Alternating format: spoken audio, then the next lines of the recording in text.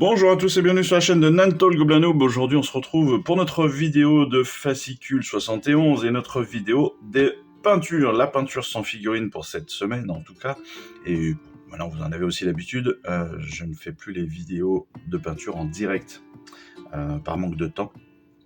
Mais bon, on découvre nos deux nouvelles peintures, donc le Nightquester Flèche et notre Coelia Green Shade. Donc un shade, un layer, qui ont évidemment deux utilités différentes, et on va justement en parler. La première chose, c'est le Nightquester Flèche. Alors le Nightquester Flèche, on va s'en servir pour plein de petites choses. Ça va être pour des réaux. Entre autres, on va pouvoir faire des réaux sur le bois. Donc que ce soit sur nos sylvanettes ou sur les armes de nos différentes figurines. Mais on va aussi pouvoir faire du brossage à sec avec les différentes fourrures qu'on a pu avoir. Brossage à sec ou en réau, suivant comment est-ce qu'on veut le gérer.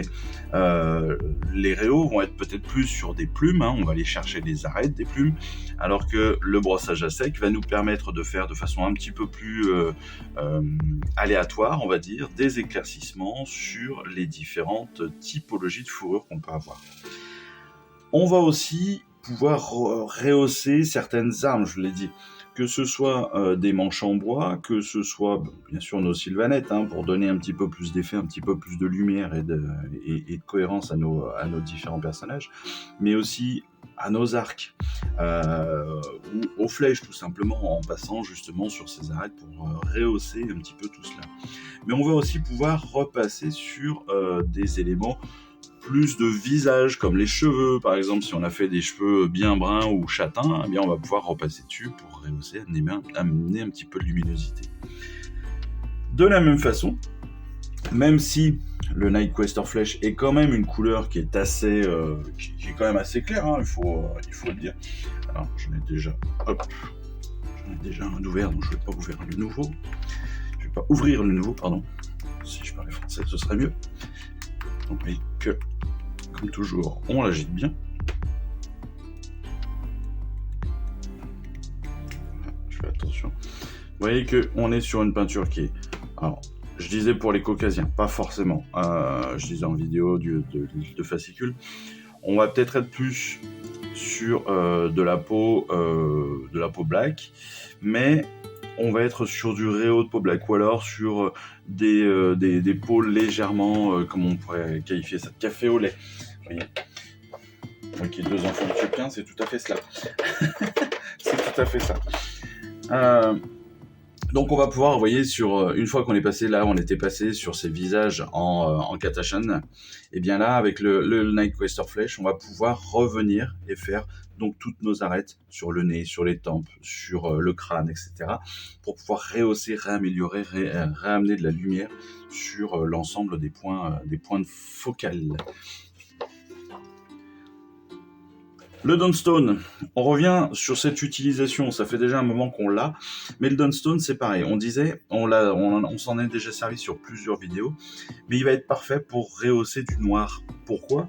Eh bien parce qu'en fait, c'est un gris qui reste quand même un petit peu sombre en soi, et qui va nous permettre donc d'amener de la luminosité sur des couleurs comme ça bien sombres, et qui va nous permettre donc de pouvoir rehausser les différents éléments, que ce soit sur les tuniques, sur les cheveux un petit peu crépus, sur les différentes cornes que l'on aurait pu faire en noir, ou sur des sabots qu'on aurait pu faire en noir, ou des griffes que l'on a pu faire en noir.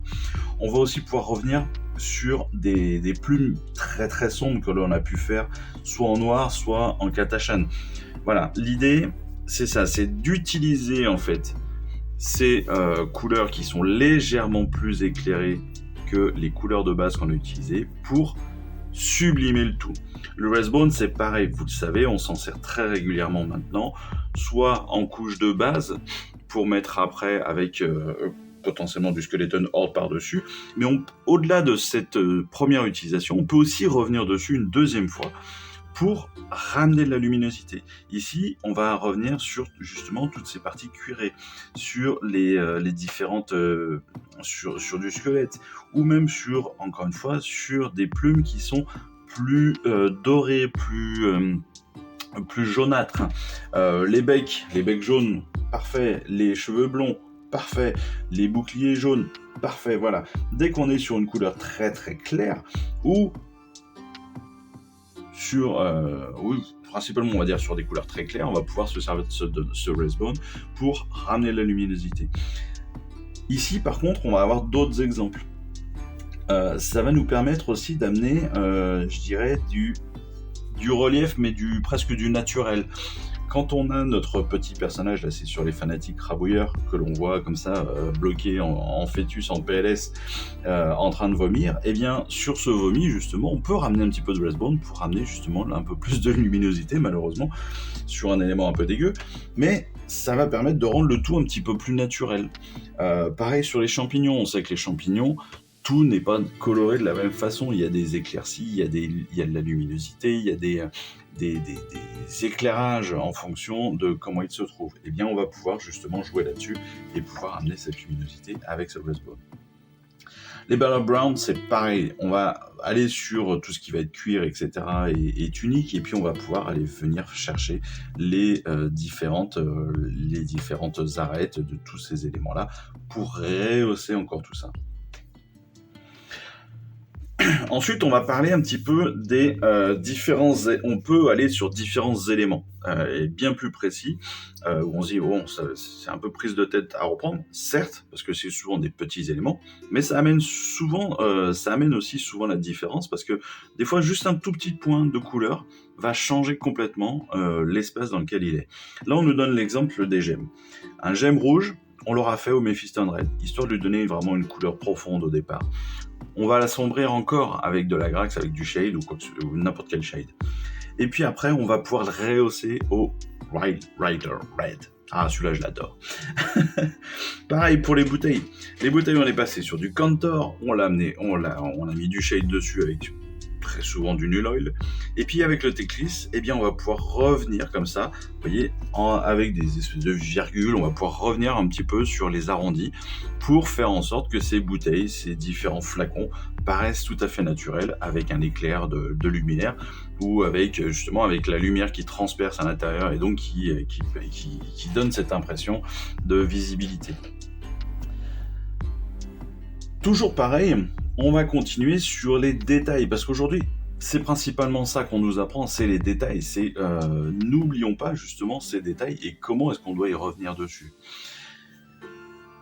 On sait qu'on a utilisé pas mal de couleurs de base dans nos peintures jusqu'ici. On s'était peut-être peu attardé sur les détails. Et bien justement, on va revenir sur tout cela avec... on va peut-être revenir sur le fond des bouches avec du Katachan, avec du noir, avec des choses comme ça assez sombres pour bien délimiter le fond des bouches. Revenir avec du Resbone pour justement remettre les dents en avant et puis peut-être les réassombrir avec un petit peu de Skeleton Horde. Pourquoi pas faire soit un petit brossage, soit repasser comme ça en réo avec du White Scare pour redonner de l'éclat à ces dents, même si on va avoir des petites... de la gingivite, on va dire, des taches sur les dents. Voilà, l'idée c'est pas de les repasser totalement en blanc, c'est juste d'avoir le bout des dents bien blanc, histoire de dire que c'est ce qui croque, c'est ce qui mâche dedans, et donc c'est presque ce qui est le plus protégé. Et on n'a pas les restes de bouffe. Le Mephiston Red, le Wild Rider Red, la même façon sur les yeux des orques, des gobelins, ça fonctionne très très bien, on l'a vu déjà la dernière fois. On va continuer sur les détails. Sur les détails, on va repasser sur des chaudrons qu'on aura fait en noir, qu'on aura fait très sombre. On pourra les repasser en Lead Belcher, on pourra les repasser avec du Silver Rust. On va revenir évidemment sur les champignons, parce que sur nos champignons, sur nos différents villes du fil obscur, eh bien peut-être que certains méritent d'avoir des petits points blancs. Ou des petits points de couleur, d'ailleurs c'est vous qui choisissez, mais on va peut-être revenir aussi sur les bordures, leur redonner comme ça un petit éclat, un petit peu de vie, un petit peu plus de naturel pour que ils apparaissent vraiment magnifiques sur nos figurines. Voilà, au final on revient sur une galerie de portraits, je dirais, avec ce que cela peut donner lorsqu'on part sur les réaux et lorsqu'on augmente vraiment nos réaux. Non pas nos Oreos, bien sûr. Blague de merde. Ok, j'avoue, je la ferai plus. Donc si on revient un petit peu sur tout cela, vous voyez, on a nos arêtes sur nos différentes lanières qui ont été faites, sur les différentes parties aussi là des cuirasses et des protections aussi pour le destrier. Pour le griffe dog, on est revenu sur les plumes. Ici, là, on a fait des petits brossages sur le bois, histoire de les faire ressortir. Là, des rayos sur les tuniques, des rayos aussi sur les boucliers, sur les chaudrons, sur le vomi. Enfin voilà, tous ces détails-là qui peuvent en soi paraître inutiles ou prise de tête à faire. Certes, ils sont pas obligatoires, c'est vous qui voyez comment vous voulez avoir votre peinture. Certains vont faire les couleurs de base, un petit shade dessus, moi je le fais très régulièrement, il y a certaines figurines, une couleur de base, un shade, si je vois que ça me convient, il n'y a pas de souci, encore une fois, chacun va aller jusqu'au niveau où il veut aller. Mais il faut savoir que si on veut aller au-delà, si on veut aller plus vers la réalité, plus vers le réalisme, on va dire, eh bien, il faut aussi passer par là pour ce travail de minutie, de travail de précision sur l'ensemble des détails de nos figurines. Voilà. En tout cas, j'espère que cette vidéo de peinture vous aura plu, j'espère qu'elle vous aura intéressé, que les détails que je vous aurai donnés vous permettront aussi d'avancer. Ce que je vous propose, c'est qu'on se retrouve très rapidement pour notre prochaine vidéo qui tournera donc autour des règles de la semaine. Et puis, si ce n'est pas le cas, écoutez, moi je vous invite très rapidement à nos prochaines vidéos autour du prochain colis qui j'espère arrivera bientôt. Et puis, en attendant, en tout cas, moi je vous souhaite à tous une excellente fin de journée, une très bonne fin de semaine. Pour ceux qui sont en congé, profitez bien. Pour ceux qui ne le sont plus, profitez bien, c'était déjà bien. Et puis voilà, hein, profitez bien quand même parce que c'est cool. Voilà, il faut profiter. Allez, moi je vous embrasse et puis je vous dis à très vite. Ciao, bye bye. Je vous remercie d'avoir suivi cette vidéo. Si ça vous a plu, eh bien abonnez-vous, lâchez un petit like et un commentaire et suivez-moi sur Instagram. Instagram où je poste régulièrement des photos de mes dernières réalisations et dernières peintures. Et puis comme il est maintenant de tradition sur la chaîne, je vous souhaite une excellente fin de journée et surtout, lisez bien, collectionnez bien, assemblez bien, peignez bien et jouez bien. Allez, je vous embrasse et puis je vous dis à très vite. Allez, ciao, bye bye.